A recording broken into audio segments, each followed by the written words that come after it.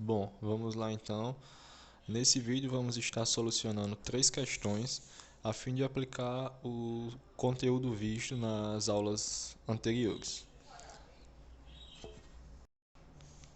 E a primeira questão é um exemplo do livro do Halliday.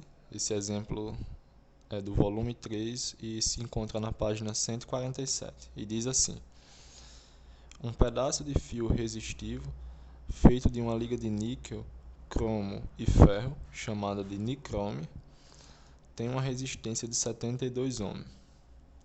Determine a taxa com a qual a energia é dissipada na situação em que uma diferença de potencial de 120 volts é aplicada nas extremidades do fio.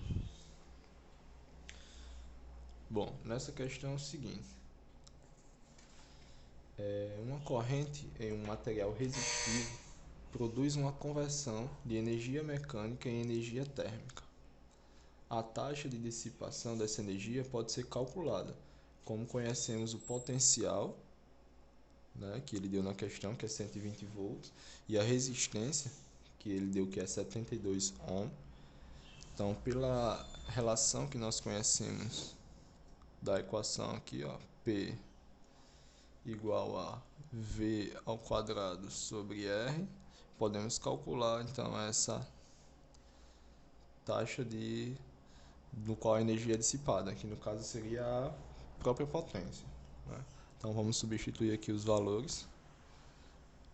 V, que é a diferença de potencial que ele deu, que é 120 ao quadrado, dividido pela resistência, que é 72 ohms. Vamos colocar aqui também as unidades. E fazendo isso aqui na calculadora, vamos encontrar o valor de 200 watts. Vamos para a próxima questão. A próxima questão é um problema, um exercício do livro Sears e Zemansky, é o exemplo 25.1, e diz o seguinte: um fio de cobre com calibre 18, geralmente usado nos fios que ligam lâmpadas, possui um diâmetro nominal igual a 1,02 mm. Esse fio está conectado a uma lâmpada de 200 watts e conduz uma corrente de 1,67 amperes. A densidade dos elétrons livres é de 8,5 vezes 10 a 28 elétrons por metro cúbico. Ele pede então para calcular o módulo da densidade de corrente. Esse problema usa as relações entre corrente e densidade de corrente. Conhecemos a corrente, que ele deu aqui, que é da ordem de 1,67 amperes. Conhecemos a dimensão também do fio, Portanto, através de equações que a gente viu lá nas aulas anteriores, podemos calcular o módulo da densidade de corrente. Mas o primeiro passo que a gente tem que fazer aqui nessa questão é encontrar a área da seção reta, que é dada por, como é um fio, tem um certo diâmetro, então é dada por π, diâmetro ao quadrado, sobre 4. A gente pode substituir aqui os valores. Π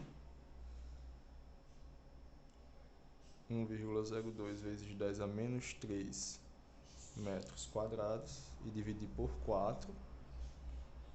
Então, nós vamos encontrar aqui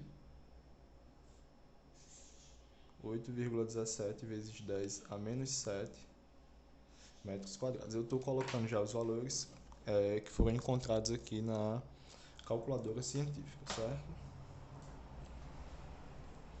Então, a gente pode encontrar agora o módulo da densidade de corrente. Esse aqui é o primeiro passo. Então, o módulo da densidade de corrente nós conhecemos que é a fórmula I, corrente sobre área. Então, substituindo os valores, 1,67 amperes sobre 8,17 vezes 10 a menos 7 metros quadrados, nós vamos encontrar o valor de 2,04 vezes 10 a sexta. amperes por metro quadrado, certo? Vamos resolver mais um exemplo, certo? Esse é o terceiro exemplo. Também é um exemplo do livro Sias e Zemansky. É o exemplo 26.12 e fala o seguinte: um resistor com resistência de 10 MΩ é conectado em série com um capacitor de 1 microfarad de capacitância e com uma bateria de FEM igual a 12 volts. Antes de a chave ser fechada no instante T0, o capacitor está descarregado. Na letra A ele fala: qual é a constante de tempo? Na letra B ele pergunta: qual é a fração da carga final, QF, que está sobre o capacitor quando T vale 46 segundos? E na letra C, qual é a fração da corrente inicial, I0, que permanece quando T é igual a 46 segundos? Bom, nessa situação, a carga Q e a corrente I variam com o tempo. Na letra A, vamos descobrir a constante de tempo pela equação que nós conhecemos. Na letra A, nós conhecemos que a constante do tempo é RC. Então, a gente pode já substituir os valores aqui. 10 vezes 10 à sexta, 1, vezes 1 vezes 10 a menos 6, Faraday. Vamos encontrar aqui que a constante do tempo vale 10 segundos. Vamos agora dar um próximo passo, vamos para a letra B.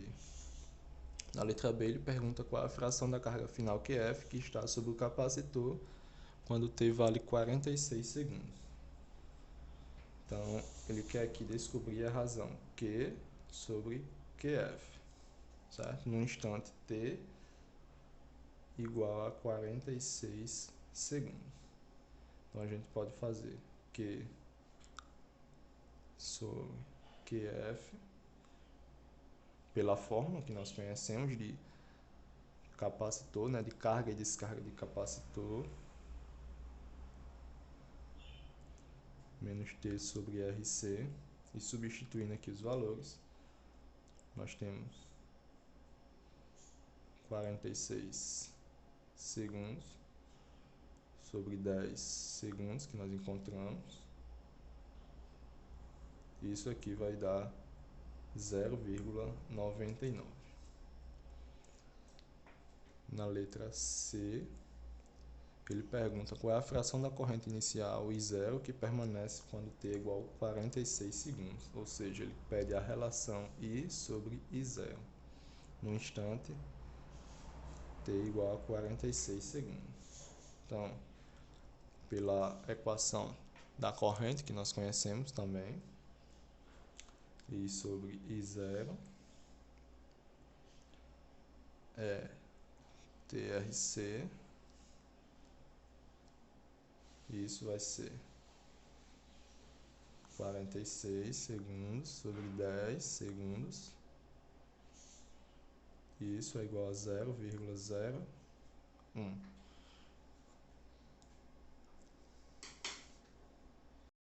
E isso quer dizer que depois de um tempo igual a 4,6 constantes de tempo, o capacitor está 99% carregado e a corrente diminui para 1% de seu valor inicial.